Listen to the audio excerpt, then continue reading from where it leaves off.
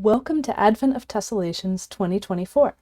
My name is Madonna Yoder, and you're joining hundreds of folders around the world on this 25-day journey into the infinite world of repeating patterns folded from a single sheet of paper. You'll discover many different twists in this challenge, building up to advanced patterns with hybrid hexagon twists.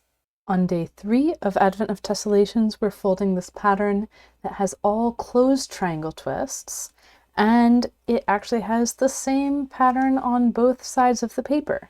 So this is a more complicated structure than the one that we folded yesterday, but it's simpler twists, and we're going to be able to fit a lot more of them on our 24 division grid. So I've got my grid with 24 divisions from one side to the opposite side. You can find a full tutorial for that on the welcome video after you sign up for email reminders. If you haven't done that already, the link is in the video description. And we're going to start very similarly to how we did yesterday's pattern, except that it's going to be the mirror image. So the twists around the center on the A side. So I'll find the center of the paper and mark it with an A. The twists on the A side, right around the center, are going to be left-handed this time instead of right-handed. So the first thing I'm going to do is have my paper oriented. This time I've got it so that some grid lines are going horizontal. I'm looking at my demo pattern just off screen to see exactly how this is going to work out. And I'm going to start by marking a mountain fold kind of in this wedge from the center point 2 spaces away, going up and extending 1 space further than the wedge up and to the right. And then my valley fold is going to be a horizontal fold 2 spaces away above my center point. And it's going to have an associated mountain fold another space above the valley. Then at this intersection of mountain folds, there will be a third mountain fold heading out towards the edge of the paper. So once we've got our reference points clear in our minds, we can go ahead and start folding this twist. I'm first finding the mountain folds finding the grid lines that the mountain folds belong on. And then as I set up the mountain folds, I'm also laying them down on their appropriate valleys. So this one I already had the valley marked. On this one I know the valley has to be further away from the center, or I would have marked the valley fold already. And then this third one is going to follow, and this is going to be a left-handed closed triangle twist. Now you could fold the exact same pattern with right-handed twists on the A side, but I wanted to be exactly matching the crease patterns that you get when you sign up for email reminders, which is also how you get the tutorial for the 24 division grid.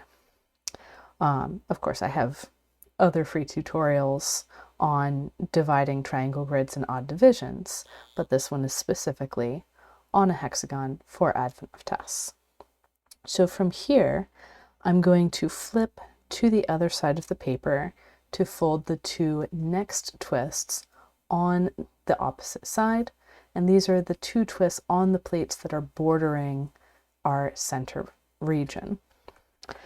Flipping over, the first thing I'm going to do is mark my center point, and I can hold the paper up to some light to see exactly where that center is. Mark it with a B. And I'm going to come 2 spaces out on my mountain fold from the closed hole. I'm moving slightly faster today than I did in the previous day because this is exactly the same references, exactly the same twists that we saw in day 2. And squash.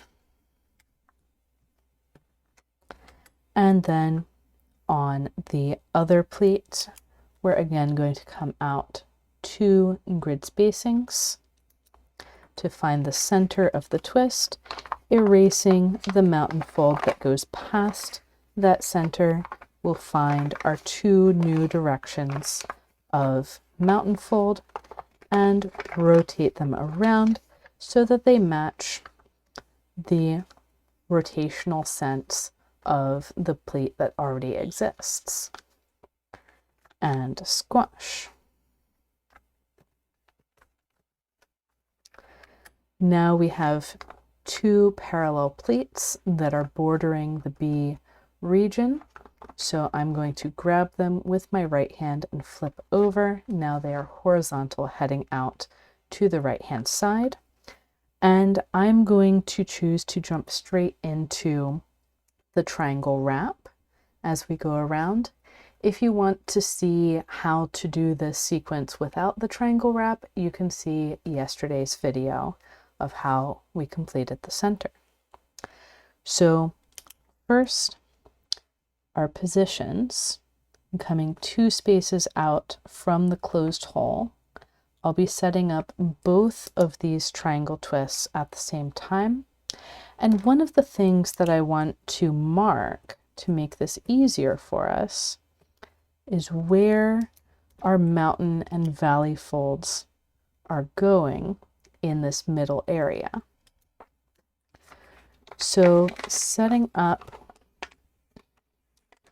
my new twist down below, notice this mountain I ran only until it hits the valley of the next twist.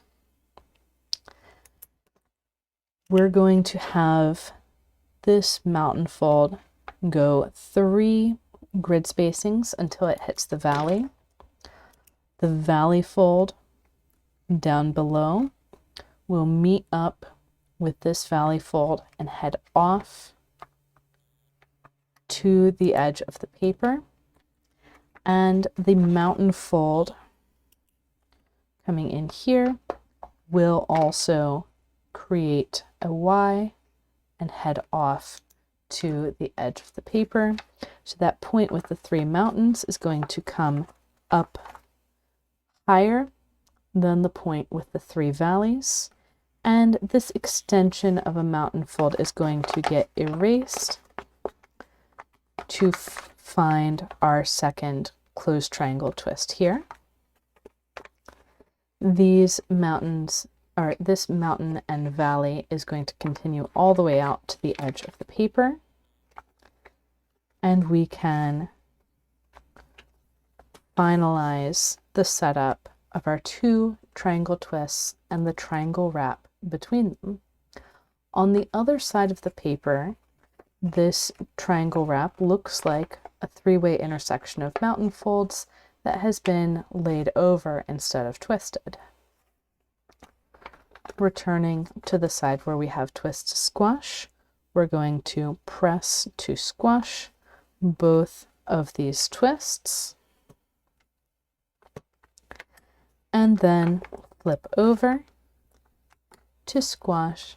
So I'm keeping the mountain fold on the same grid line, but swapping the valley fold to the opposite side, and that allows me to squash my new closed triangle twist.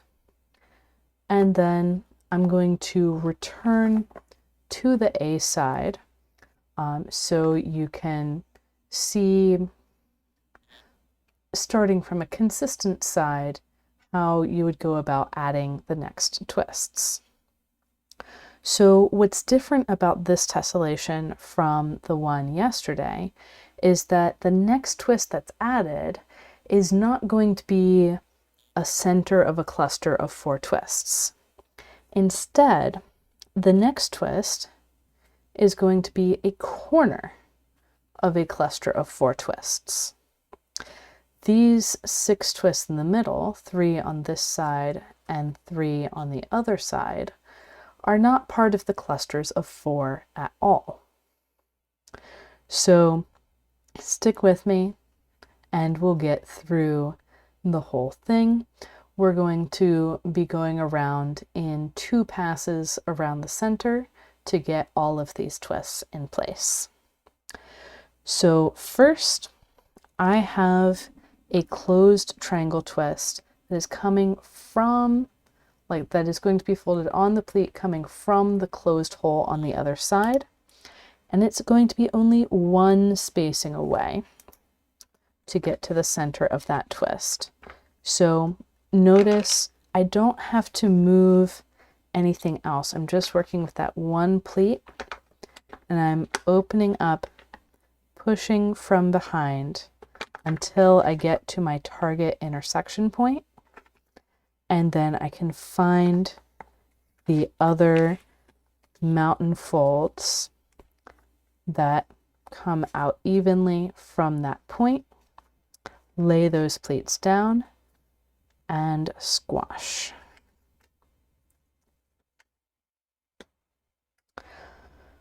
From here, I want to work my way around this way, and one reason that I know to work around that way is that when you have these layers in these triangle twist tessellations, it's always in the form of a set of stairs. So there's a bottom layer, middle layer, top layer.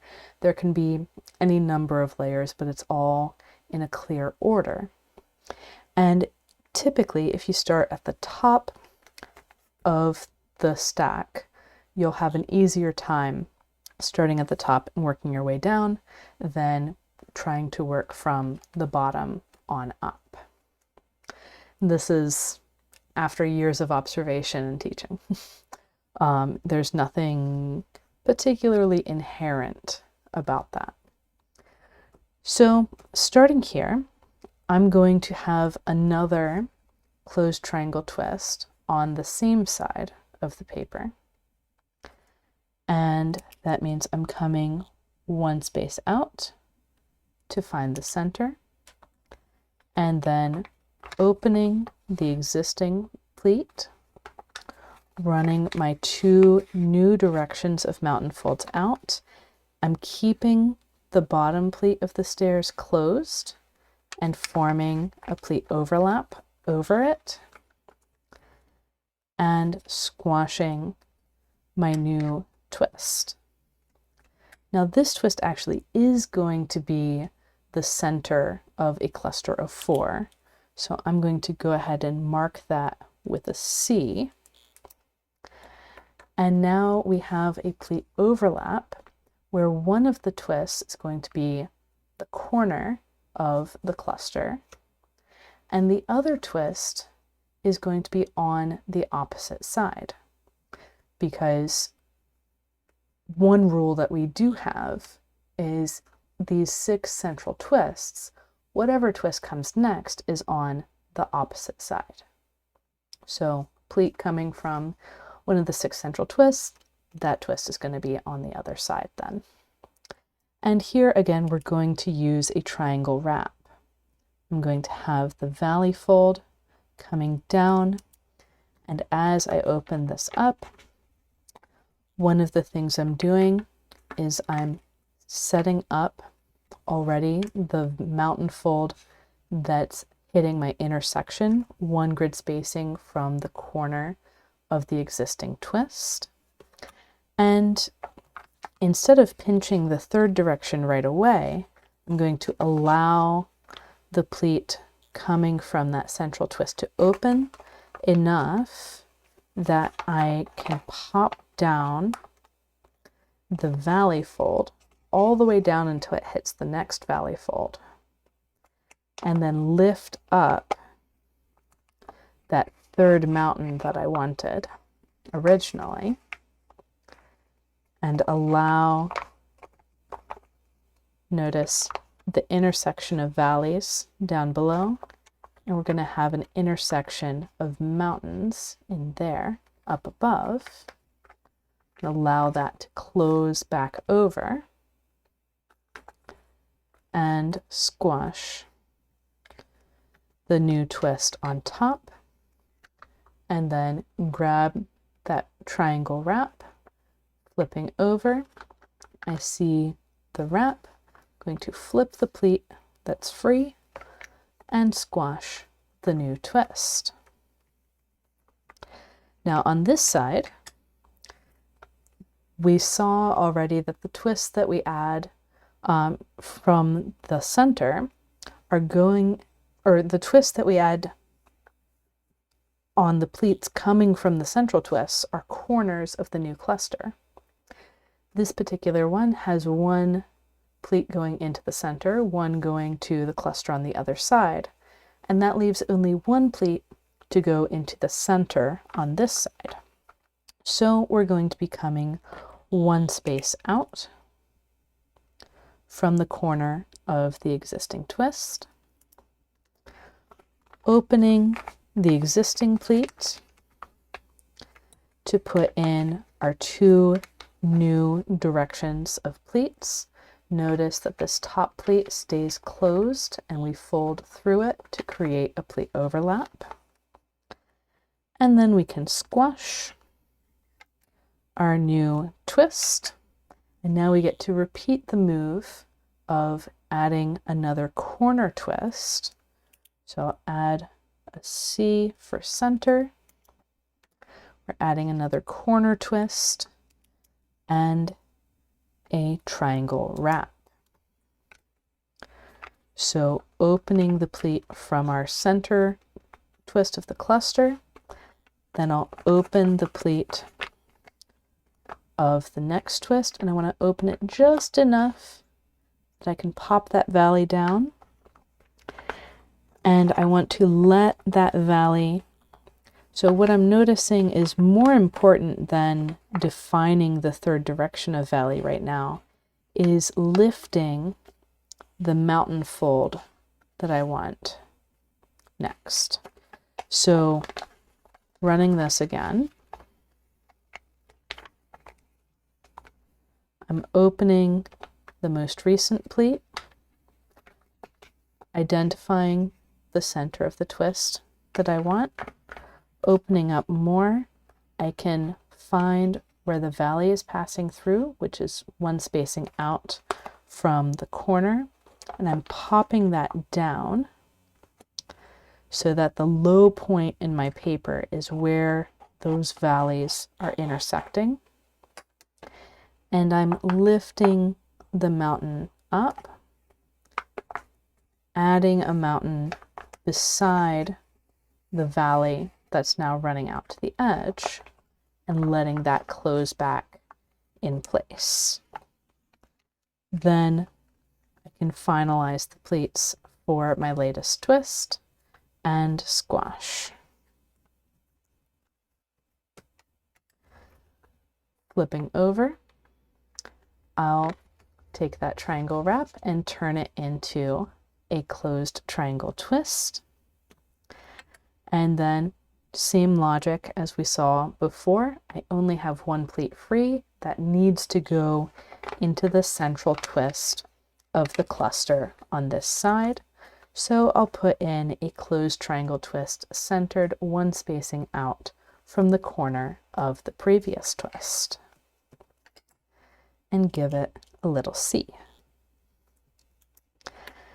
Now I have a pleat overlap that needs to be resolved with a new twist, one spacing out from the central twist, and the next twist is going to be on the other side. So I'm going to run that valley that's coming straight from the corner of the central twist all the way down to where it meets the next valley below, and that'll create a three-way intersection of valley folds. And this valley going out to the edge needs a mountain next to it, and we're going to have our mountain coming up and in, And at that center point of the new twist, we get all 3 mountain folds and squash the new twist. So that one I did a little faster because we've already seen that pair of twists go in on this side of the paper. And like yesterday, the moves on this side of the paper are going to have the opposite twist rotational sense than the moves on the other side of the paper. So I'll grab my triangle wrap, flip it over, and turn that into a closed triangle twist. And same logic, that plate that is not going to another twist already is going to be part of the center twist of our cluster.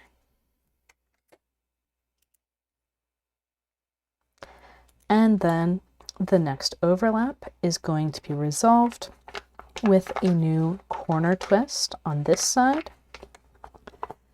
And notice how I'm holding on both sides of the paper, front and back here, and then I'm pushing down and then lifting up for the mountain, closing that wrap over and in place. That is the hard move that we are practicing today. And squash. So yes, we get an interesting pattern, but we're also practicing a lot of triangle wraps. And flipping over, we can flip the plate that's not already going to other twists and squash the new triangle. Same logic applies. That's going to feed into a twist that will be the center of a cluster.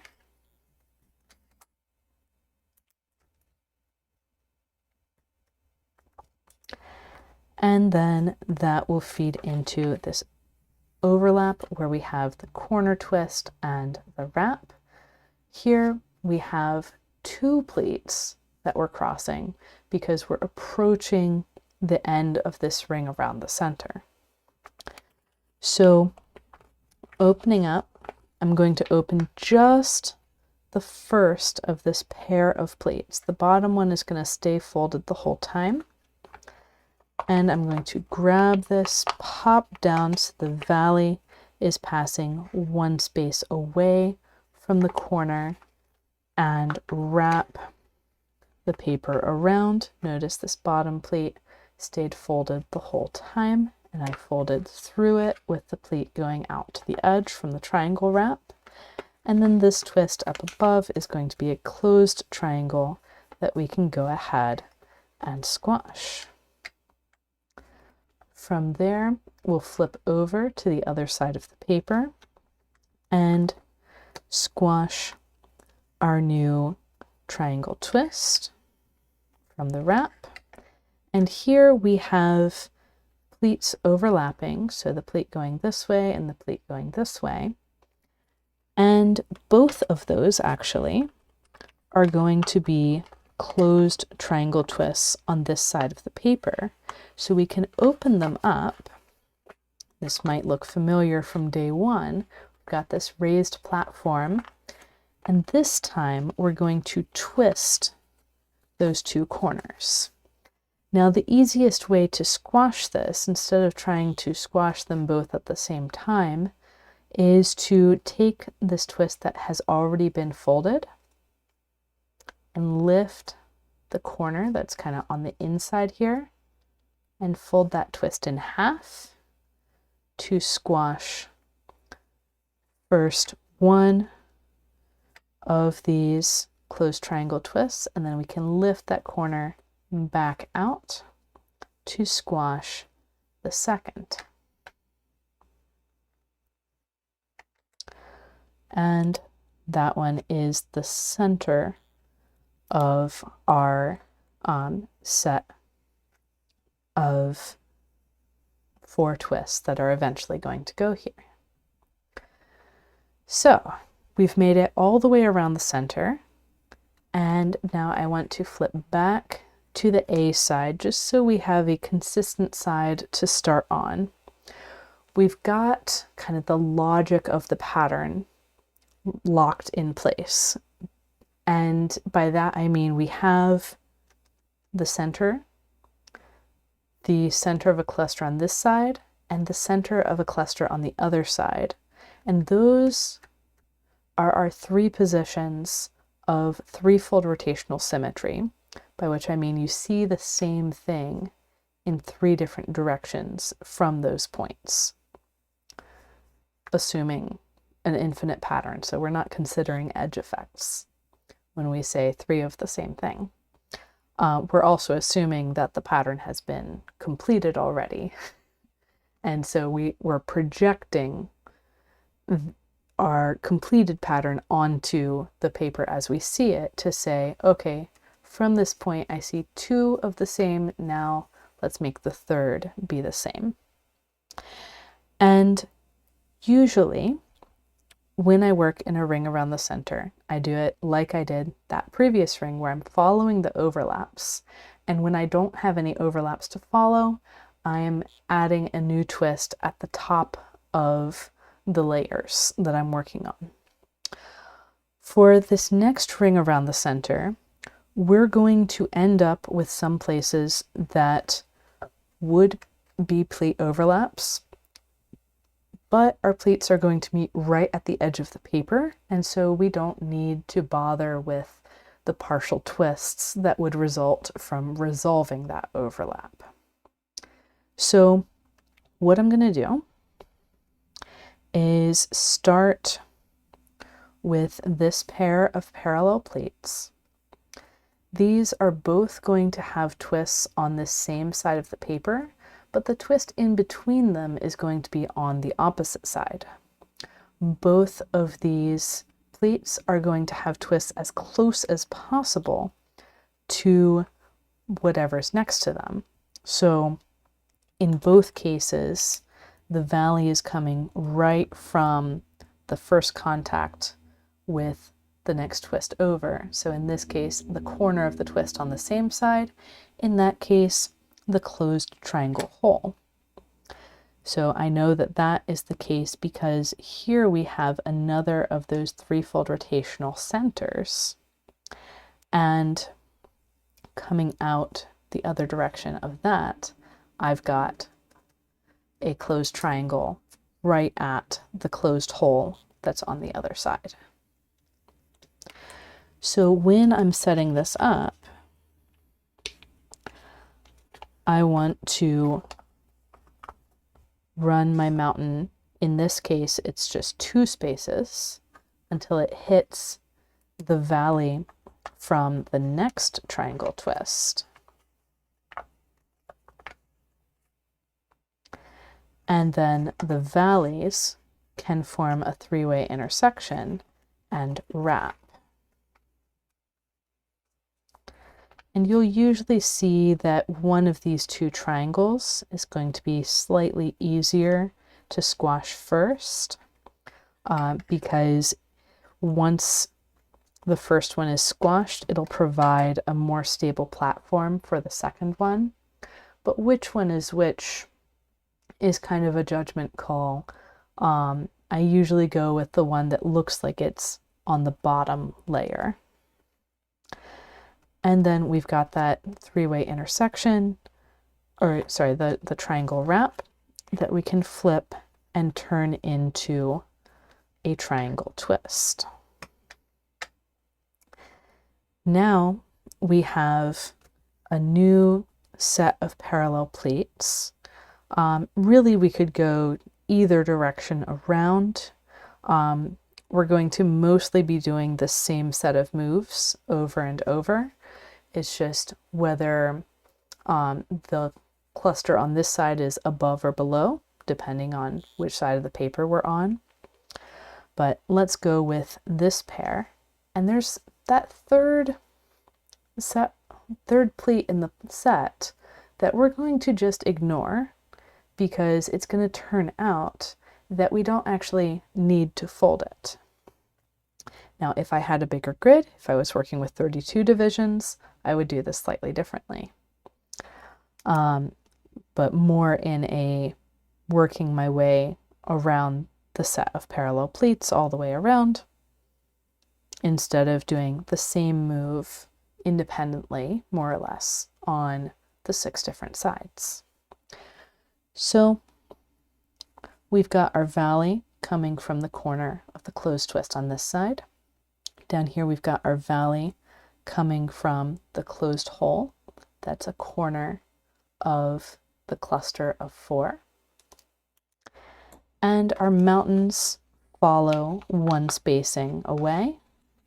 So we've got our mountains up here. I'm only letting this mountain go until it hits the valley. And then the mountains down here. And this one, I'm letting the valley go until it hits the valley on the outside, or I should say, valley on the outside of that mountain, and that's going to split off for the edge.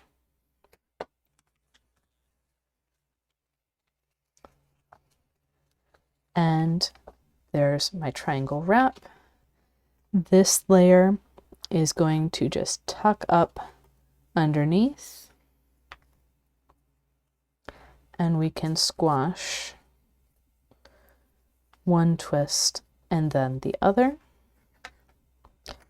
When you have like a whole line of triangle twists where the ones on the pleats that you can work with are on this side of the paper and the twists in between are on the other side, you can do like the whole line with triangle wraps in between and then go squash, squash, squash, squash, squash. It's very satisfying. So then we can flip over to squash the twist that we left as a wrap. Now rotating to the next set of parallel pleats. And I know that I'm going this way here because that way is already done. So coming around here, I've got a cluster, I've got a pleat coming from a corner of the cluster on the other side. I'm going to set up my triangle twist, making sure the mountain drops down for the valley of the next twist to pass over.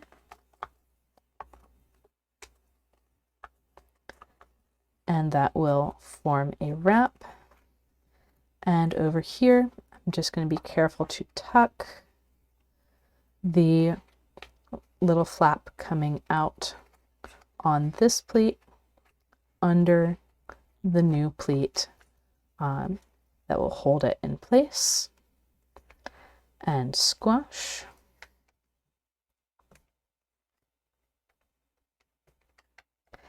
And then we've got that triangle wrap that I'm going to flip over and flip the plate to squash. And rotate towards the plates that aren't done. So I was working right here. If I wanted to go this way, that area is already done. So I'm going to go the other way instead. This time it's up on the right-hand side. And I've got a cluster, I've got a corner of the cluster on the other side. I'm going to add my corner twist. And you might be thinking, whoa, Madonna, slow down. But I already did it slow once at least on each side. So you can always go back in the video to those locations, and it's exactly the same since there isn't any interference from neighboring sets of parallel pleats. We're doing exactly the same thing every single time. And well, we're doing exactly the same thing when we're on the same side of the paper, and we're doing the mirror image when we're on the other side. And another on the A side, I've got the corner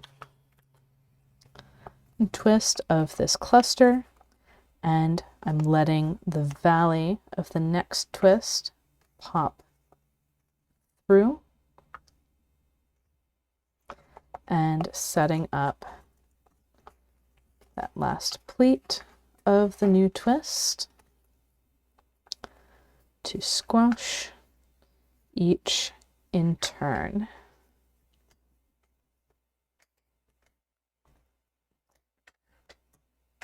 Aren't you glad this wasn't day 2?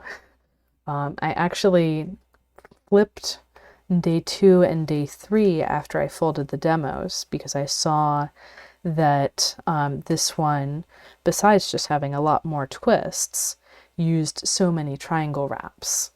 So that's why we had the open twists in addition to the closed twists on day 2 and just closed twists on day 3. So now we're at the final set, and now we have 4 pleats, not the 2 or 3 that we were used to, but we're working with the same ones, setting up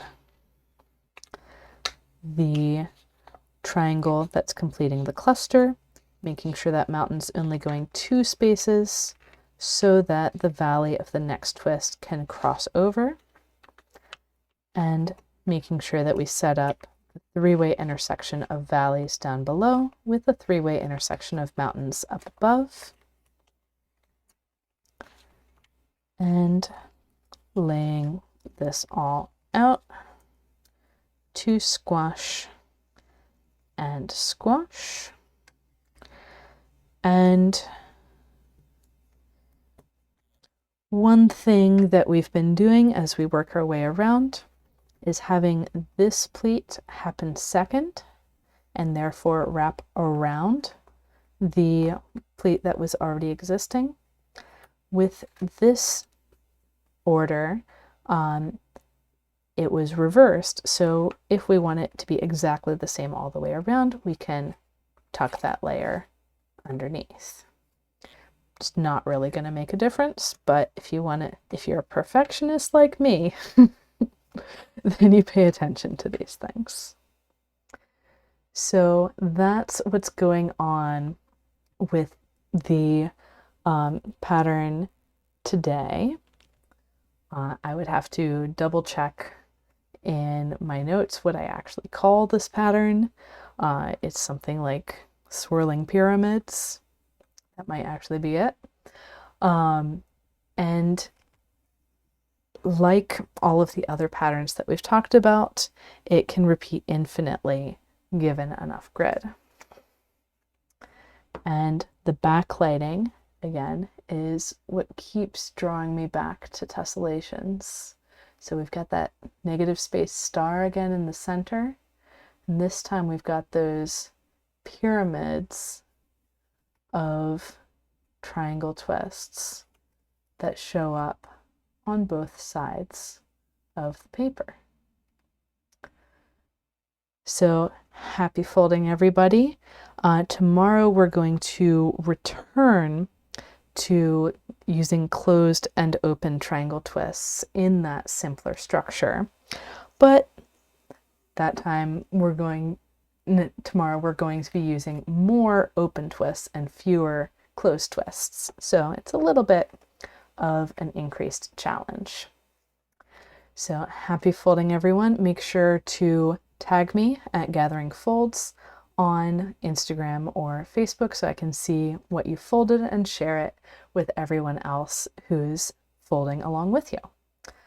So see you on the interwebs, and happy folding, and see you back tomorrow.